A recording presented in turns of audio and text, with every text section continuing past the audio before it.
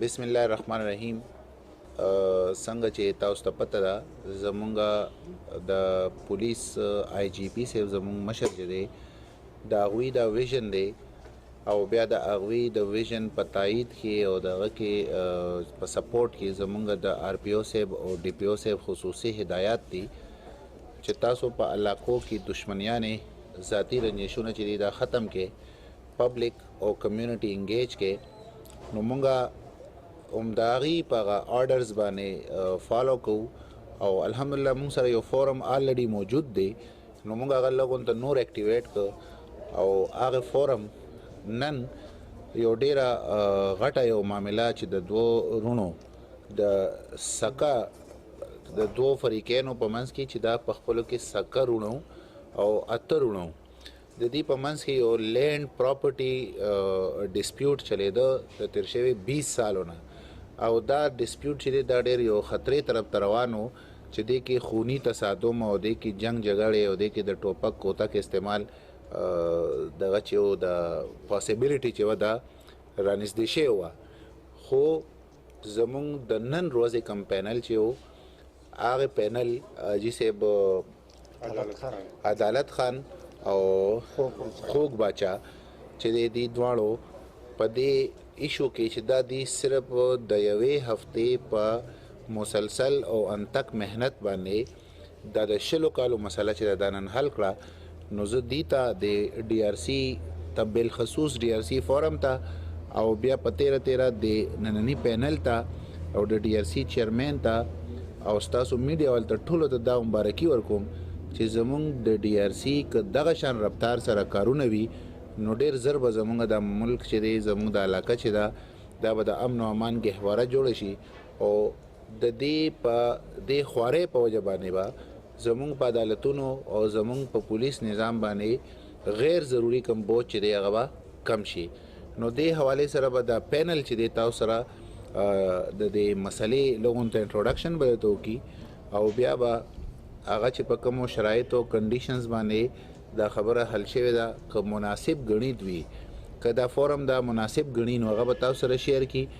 او درېیمه خبره دا ده چې زمونږ کم فریقین دواړه مونږ سره موجود ناست دي د هغوی مشران نو هغوی به د ډي آر سی په طرز عمل باندې او د ډي آر سی په فایدو باندې او د په 13 د خپلې فیصلې حوالې سره چې هغوی څومره مطمئن دي هغې باندې تاسو سره یو څو خبرې وکړي نو زه خوږ بچا ته خواست کوم چې دوی د دې مسلې انټروډکشن وکړي چې دا څه مسله وه. اعوذ بالله من الشیطان الرجیم بسم الله الرحمن الرحیم.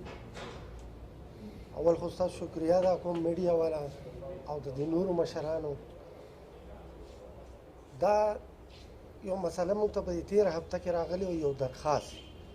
چې دغه نوم بحرین ولد شمشاد کم چې زموږ په بیرکوټ تحصیل سره تعلق ساتي او په ناوګۍ نومې کلي کې په کنډو کې اوسي. دا وروڼه و چونکې د دوی والد صاحب مخکې وفات شوی دی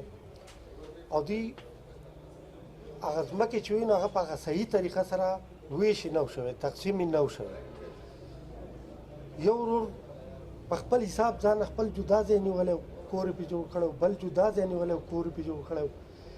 کم درخواست گزار چې مونږ ته راغی هغه وایي چې زما حصه ما ته کمه میلاو ده. ما چونکې د کلي جرګې هم کړي دي مختلفې او وخت په وخت باندې په دې وروڼو پسې هم ورغلی یم خو چونکې زما هغه حق چې دی نو هغه ما ته نه دی میلاو. په تېر شوي زیارت کسان راله خو چونکې کور هم پوره نه و یو کس پکې نیمګړی و هغه چونکې په خپل سکار پېښور ته تللی نو دوی له مونږه هفته ټایم ورکړو کم چې زمونږ د ډي آر سی طریقه کار دی کم پینل ته درخواست راشي نو هم هغه پینل هغې ته ذموار شي هغه به اوري. نن د زیارت ورځ ده چې دوی رالل کور هم پوره و زمونږ مشر لالاجي هم راغلی و او د هغوی په هغه کوشش سره په محنت سره هغه خبرې موږ د ټولو فریقینو واورېدو نو هغه په مختلفو طریقو به موږ تاویده خو هغې پسې جوړ نه کوو. بیا د ټولو کسانو دا وروڼه دي چونکې فریقینو ته ذکر یم چې دا وروڼه دي ټول د هغوی په تعاون سره موږ په یو اخري نتیجه ورسېدو او هغه چونکې ټولو ته قابل قبول شوه نو دا زموږ دپاره ډېره د اعزاز او د خوشحالۍ خبره ده. او بله د خوشحالۍ خبره دا ده چې نن په زموږ په تانه کې د ډي آر سي او د پي ایل سي مشترکه میټینګ و چې هغه ډي اس پي صاحب رابللی و او هغوی هم په خپله حاضر وو، نور افسران هم نه دي ناستي. نو د هغوی په مخ کې وشو چونکې داسې کیسونه موږ له ډېر راغلي دي. د ښځې خاوند هم راځي، د وروڼو هم راځي، د تره وراره هم راځي. د نن ورځې په حواله سره به زه تاسو ته ووایم صرف د زیارت چې کومه نننۍ ورځ ده موږ ته 3 کیس راغلي دي نن، یو زوړ دی او 2 دا دي. 2 کیسونه الحمدلله الله حل کړل چې په هغې کې زموږ د مشرانو هغه دلچسپي او ایمانداري او د چیرمین صاحب پلي دا شامله ده. زموږ ملګري دومره انتک کوشش کوي چې په ټیک ټایم ځان رسوي دلته کې خپل ټایم ته چې کم عوام دلته کې راځي د دادرسۍ دپاره چې هغوی ته تکلیف میلاو نه شي. نو هم داسې څنګه چې زموږ نن د مشر ناست شفیق خان ته دې ډیوټي نه وه، دی زما سره د تعاون لپاره نن دلته ایثار شوی دی. زما د بیرکوټ تحصیل ټول عوام ته دا درخواست دی چې ډېر ساده خبره ده، ډي اس پي صاحب ته درخواست لیکئ یا اے سی صاحب ته لیکئ، بغیر څه د کړاو نه، بغیر څه د پیسو د لګښت نه، بغیر د عدالتونو د چکر نه، انشاءالله دلته کې به ستاسو مسلې په پوره توګه انشاءالله په انصاف سره حل کېږي. ډېره مهرباني.